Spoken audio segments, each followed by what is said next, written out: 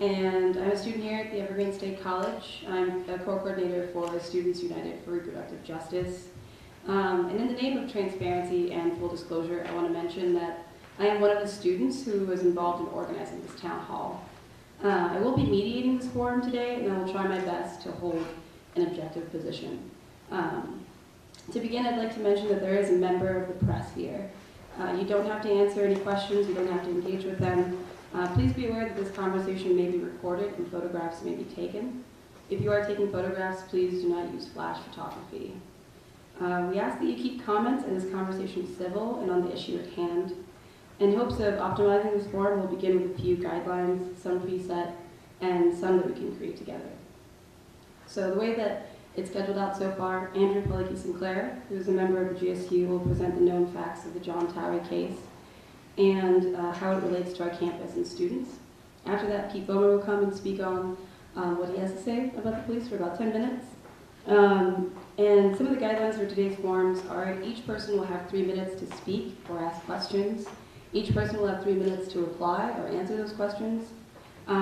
If you'd like to speak, please walk up to the mic. We have this mic set up, but it's not working, so you can speak into this mic.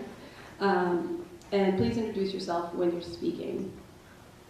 Respect the floor and respect the speaker. We don't really have a lot of time, and we just want to keep this civil.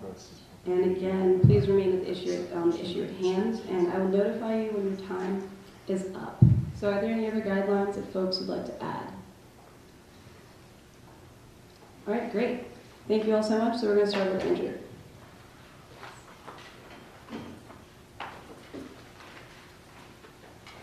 Hi. So as Khadijah said, my name is Andrew Pellicky Sinclair. I am one of your GSU reps. So just to start with kind of a brief overview of the John Towery case. John Towery is a professional informant who works for the U.S. Army at Fort Lewis.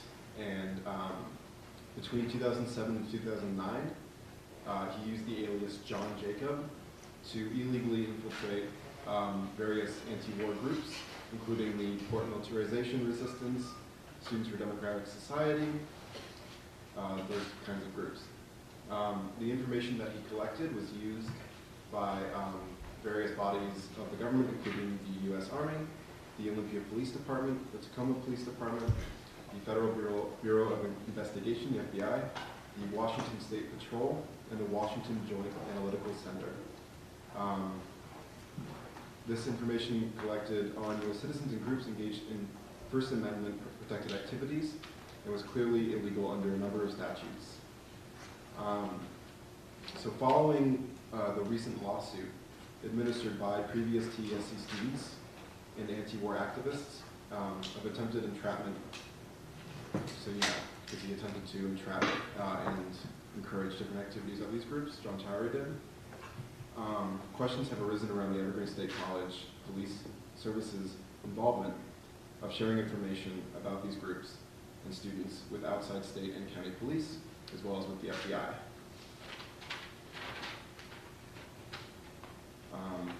And so through public records requests, we have evidence that in spite of Wendy Andrus's and the administration's claims that the Evergreen Police did not and would not engage in spying and surveillance of students and student groups, they have done exactly that.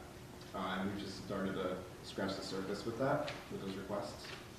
And so the Great Student Union, we passed a resolution supporting Peter Bohmer's proposal that one, the Evergreen administration support a full and open investigation that includes involvement of students, faculty, and staff that is transparent into any and all spying or intelligence gathering by the Evergreen Police and their sharing of intelligence with other police agencies, fusion centers, and that's since the formation of the Evergreen Police. Two, that the Evergreen Police or others who have given this information on nonviolent anti-war protesters and groups to police agencies should be disciplined.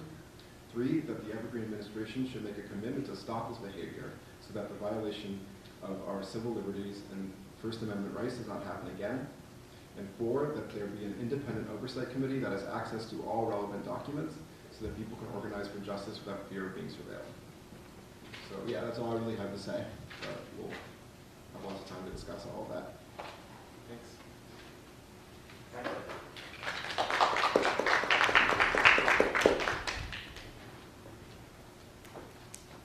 Yeah, I want to thank Andrew, Khadij, and everybody else who's here. And yeah, I'd like to sort of develop a little bit of background and maybe briefly talk about the demands too. So the Evergreen State College claims to support community involvement, combining theory and practice. Yet its history, sadly, is very different. Going beyond the classroom to oppose war, militarism, racism is often considered criminal, or at least highly suspicious, and it should be discouraged or repressed. Let us change this to encourage activism rather than repress it. That's why I believe this forum, even though it's small, is so important. The claims by the Evergreen administration about sharing information about students, staff, and faculty with outside law enforcement, they claim they don't share it, but basically that's, I would say, misleading and mainly false. When the Vice President, Wendy Endress, says the only time information is shared is to help police with traffic control, she's either naive or maybe covering up what's been going on for many, many years here. I've been teaching here since '87. Unfortunately, this has been a pretty consistent pattern. So let me give a few examples. For example, the FBI's widely criticized campus liaison program, which basically it's a liaison program supposedly shares information from various colleges about terrorism and potential terrorists. But in fact, if you look at the FBI, the campus liaison program, terrorists include things like street protests, groups like Earth First, together with like the 9/11 bombers. And Evergreen denies, being involved with this, but records of this, they totally denied it. It's split through, for example, Alex Bryan, who was a coordinator of SDS and a recent graduate of Evergreen, in Public Records Act, got documentation through public records about Evergreen's involvement with the FBI's campus liaison program. That's one. Secondly, Evergreen has consistently been sending TESC talk and TESC cry emails to local police departments and other law enforcement. So the claim is, oh, this is public, but nevertheless, it's to me a clear violation of First Amendment rights. The listservs are for the college community, and it's clearly, I don't know whether it's illegal, but it's such a violation of the spirit of the First Amendment. So I suggest that from now on, that these listservs, new Green Commons, not be sent to law enforcement. There's a fair amount of evidence that Evergreen has a list of Evergreen students of concern, and again, from various students here and others, it seems people have included a list of concerns. Supposedly people having mental health issues, but people solely for having anarchist or left views have been put in this list of the Evergreen students of concern. Where they live has been tracked too. I don't know, hopefully I don't repeat what Andrew said. So the case against John Towery, a spy from the Joint Base Lewis McCoy, who infiltrated many groups from 2006 to 2009. And now, as Andrew mentioned, it's a major case where the majority of the plaintiffs, the ones talking about violation of their rights, are either current Evergreen students or Evergreen grads. From documents, according to Brendan Dunn, who's one of the plaintiffs, in an email I posted on list, individuals at Evergreen helped in efforts to destroy the safety and rights of students at Evergreen. They've received thousands of documents with Brendan, other people have gone through them in the current case too. His and other emails of other people I can mention if you want a discussion will forward it to the surveillance network that John Tower is part of it, Andrew mentioned. And the consistent spying of groups, I'm trying to remember the ones you mentioned, CISPAS, SDS, and the sharing of information by these various police agencies with ex-Sorga, who's the head of the police here. And it seems evidence went both ways. Information was sent both to Sorga and went from Evergreen out. So I think there's been consistent harassment, serious harassment of Evergreen students being put on a terrorist watch list of being involved in peaceful protests, being followed, etc. In 2008, when SDS was suspended, And there was a sharing of information about SDS members, targeting SDS members, and also another thing, sharing membership of groups, or at least coordinated groups, with local police enforcement, the Evergreen Police and beyond, which, again, seems very different from what we've been hearing. So the Evergreen administration, law enforcement, working with police in the fusion centers, which are policing these various locales from the FBI, has a very, very chilling effect of activism. And to me, it's really a step toward, further restricting protest and a move toward a police state. We don't live in a police state, but I'm really worried about that being the tendency. And it's really up to us to stop it. So I guess in terms of the 4 demands that I think Irish made and the GSU is promoting, trying to think to add anything else, okay? So I think that, the full investigation by students, faculty, and staff look into spying, sharing of information. Since the formation of Evergreen Police, it used to be a security that really worked with people here, but ever since the police have been armed and becomes the police department, it really is something that really is kind of looking at us. And, I've also, from many of these documents in this trial, I've also been spied on, as has Larry Muscade and other faculty here. And I guess the reason that we believe that people, both administrators and police, I think it's important to say not just the police, maybe in the original thing they've been targeted, should include the administrators who would basically cooperate with the police agency, be disciplined to reduce the chance of it happening again. There must be consequences. We want Evergreen Police to place that encourage dissent. So we want people to be able to speak up. And I think, like I said, that the administration make a commitment in words and action to stop this behavior of spying, sharing information on students, faculty, and staff. And I think a first step would be a very clear statement that information from the various listservs or communication within the college not go beyond it. And so, I think oversight committee, really a representative oversight committee that really includes students, staff, faculty, have access to all the information so we can advocate for justice without fear of being surveilled by anyone working for Evergreen.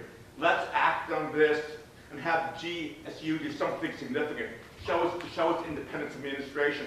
The key role historically of students in making change has always been true, not just in the United States and other places too. And I urge people here to step forward to really stop this continued surveillance harassment. People are really creating a place where the First Amendment, Fourth Amendment, the right to privacy are really reality and not just words we talked about inside a classroom. Thank you.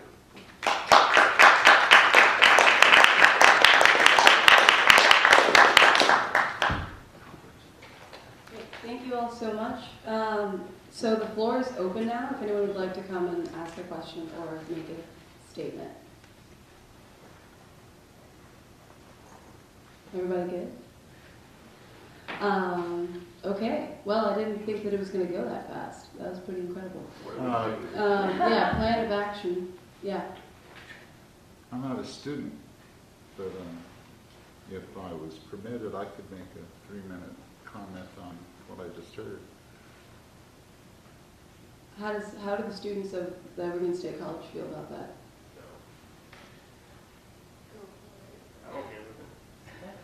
It's a mixed bag. I mean, you went to It's a school here, mixed right? bag. Or, I mean, I went to school here, but I'm not a student now. Yeah. Okay.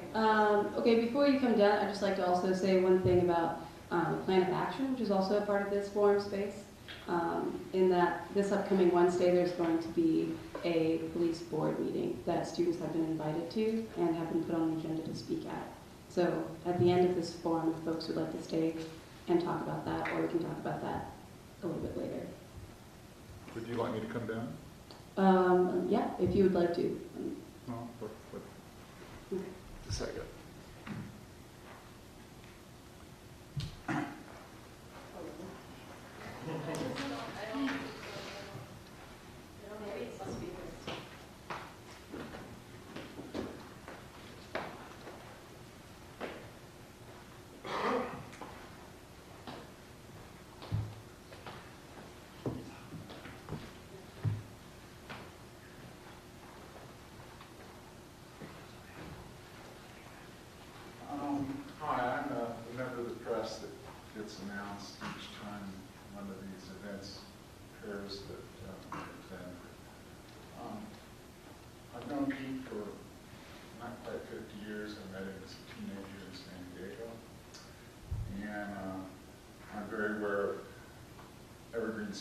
too.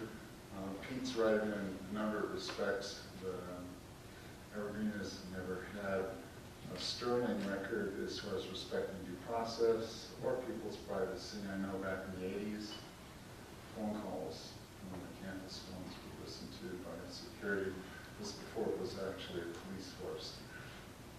What I'm concerned about is the misapprehensions that are encouraged in the student body, especially young students, about expectations of privacy.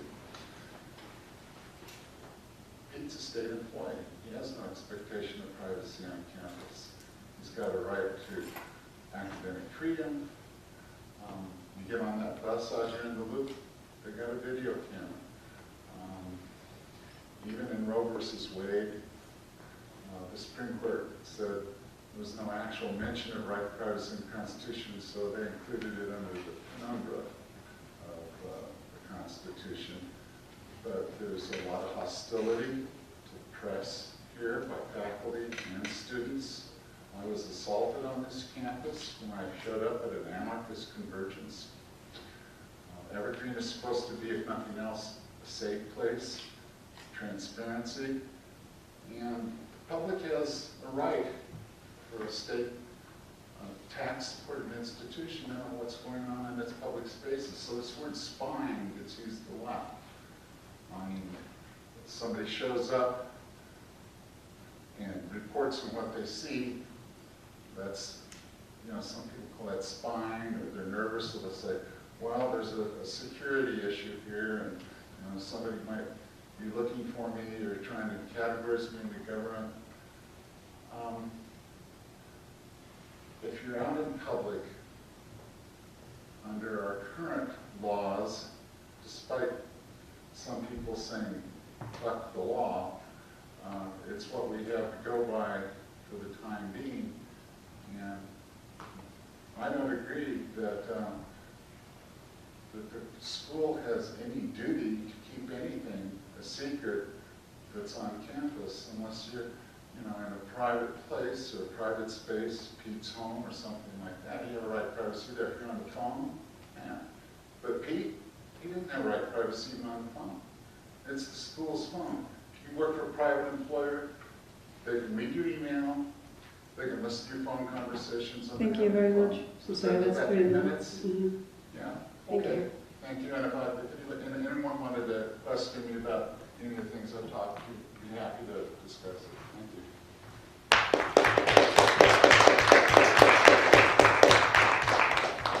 Would anyone else like to speak or respond to that?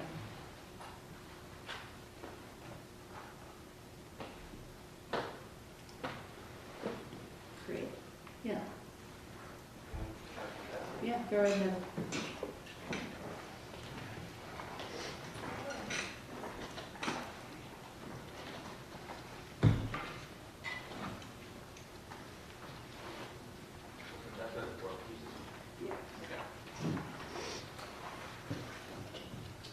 I'm Zoltan Grossman, and I'm on the faculty here, and I'd like to talk about how I found a lot of people react at Evergreen when either they're new to Evergreen as faculty or students or staff, or they're kind of digesting the information about Towery when they're first told about it. One reaction I get is, that was a long time ago. The core protests, 06, 07, we're out of Iraq now. 2009 was a long time ago. And I think that there's a lot of re-examination of that period. Even the Senate Select Committee on Intelligence, the Feinstein Committee, is re-examining the whole torture part of that era. That continues, obviously, and is surprised that they were lied to by the CIA, and that's big news in the New York Times now, as Towery actually was covered a couple times in the New York Times. So I think that the idea that it's a long time ago should really be countered. The other is, we or I disagreed with some of the protesters during that time. And in fact, I did disagree with some of the tactics of protesters. But that's not actually what was being investigated, being spied on. I was actually mentioned in one of the Towery documents for having attended a party. And they're not looking for evidence of criminal activity as much as they're trying to decipher political and social networks that are there. You could attend a very innocent, and I've done this actually, attended a very innocent sounding event, like let's say on coal trains, and because there's a potential for critical infrastructure to be disrupted by environmental climate justice activists, somehow that becomes a matter of security and your name gets on a list, if you signed a petition, for instance. The third idea is this is just about spying. And I think that that's pervasive, and the issues of privacy and the issues of not being under surveillance and the whole NSA thing. What the Army was doing during the core protests was not just spying, it was disruption.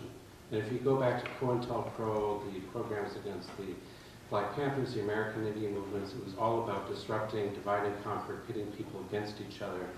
And much of what Towery was doing was attempted entrapment. That was the last article in the New York Times, of trying to get people to buy weapons, trying to discredit people. And I remember in October 2006, there was a troll on TESC Talk who was viciously, personally attacking Pete, Larry, myself, other so-called radical professors. And we tried to get the administration to require that an evergreen.edu address be used as a requirement to post a TESC Talk. Nobody listened. Finally, we convinced the committee. Next day, those emails stopped, and someone in computer services traced the, what's the thing, the little thing, the address? IP. Right, IP address to what was then called Fort Lewis. Very direct link to the military that I'm convinced was somehow tied into the fusion center to Towery. So this is an example where this kind of activity is not simply a matter of surveillance or spying or getting information, but in fact using information to divide movements, discredit individuals, and that's very much a part of their political mission, not just to go after unpopular or people with potential criminal activity. I think we always need to be reminding people of that. And if we don't look at it in 2006, 2007, it's going to happen in 2014, 2015 over fossil fuels or something else.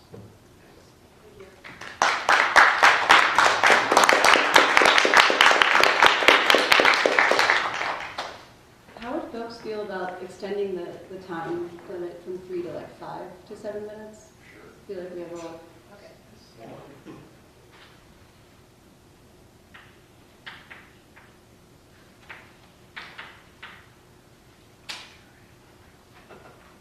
And I'll just open the floor. If anyone wants to come down and speak, you're more than welcome to.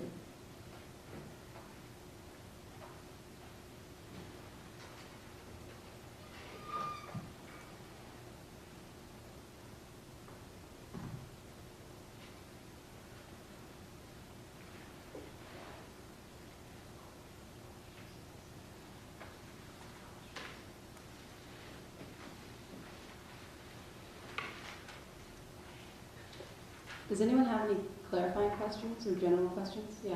I'd just like to know, like, are there any resources that I can look at to get better informed on this case? Are there any places I can look at to, see what this is going to look like as the days go on, more information on it, that sort of thing? Yeah, would anyone like to answer that? There's a really good Democracy Now! Segment, which is really informative. And also, Democracy Now! Is really good profile. JohnTowery.org is it has a lot of good resources on it, a lot of good links to other resources. Google searches also, but those are the two main ones. Just to add briefly, my name is Peter Bohmer. If you email me, I can give you the name of some of the plaintiffs. It's a really major case, that it's a tens of thousands of documents, 10,000 documents. Everybody got an army, everybody got more. And I can give you at least 2 of the people who are plaintiffs. One of goes to school here now, who've been actually going through all the documents. So I'd be happy to share their emails with you. And also there is the police board meeting on Wednesday, in which students are invited to come. What time is that? It is, I believe, at 1 p.m. And there'll be a test crier out about it too. Where is that? In Yeah, I could pull up the information right now. Let me find it for you. I think it's in SEM 2. Well, I have a question. Maybe Peter could answer it. Given that this is a state-owned, tax-supported college, what duty do the faculty and the students have for transparency and openness in their dealings on campus? In other words, where do you believe that the line, if there is one, maybe it's fuzzy, between a right to privacy begins and the obligation for transparency and openness on a college campus lies? It doesn't just have to be me, other people can address that also.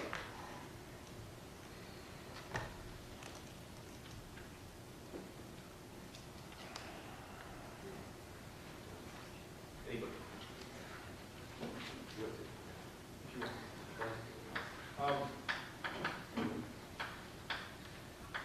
Well, for me, it's not a matter of some sort of like privacy or not privacy like split. It's a matter of the fact that in terms of activism, in terms of trying to be a voice that may not agree with the common narrative and the common order of things, to try to make your voice heard. And when different government agencies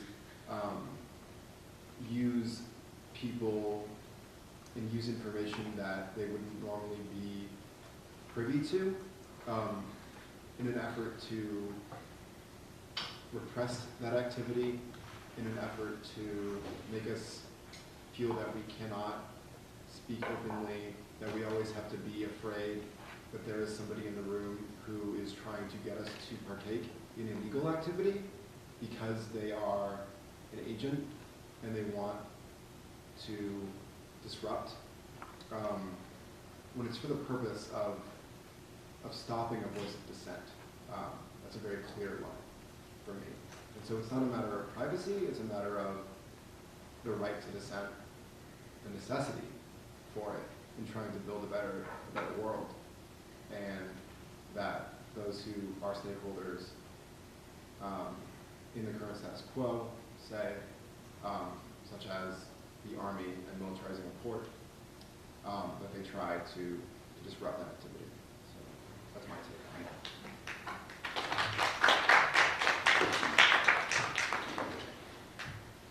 Yeah, I don't have that much to add. I thought what Zoltan said was really important.